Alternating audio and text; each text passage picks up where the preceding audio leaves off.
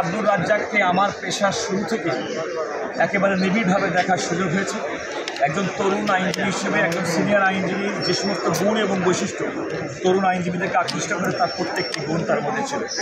আমি বিশেষভাবে উল্লেখ করতে চাই আমার মরহুম সিনিয়র আইন জগতের দিকপাল খন্দকার মাহবুদ্দিন আহমেদ সাহেব। আমি ডেলোরেশন সাইডিং মামলায় একান্ত আব্দুর রাজ্জাকের সিনিয়র হিসেবে আমার সিনিয়র খন্দকার মাহবুদ্দিন আহমেদ সাহেব মামলা করতেন। সেই মামলায় আমি দেখেছি যে আইনি যুক্তি বিশ্লেষণ কীভাবে এবং আমার সিনিয়রকে সহযোগিতা করেছে।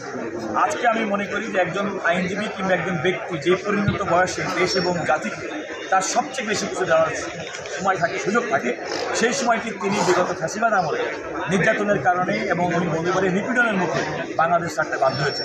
2013 সাল থেকে 2024 সাল পর্যন্ত ব্যারিস্টার আব্দুর রাজ্জাক জীবনে এই পেশা এই দেশের কাছে দেওয়ার জন্য সবচেয়ে বড় সম্পদ তিনি ছিলেন।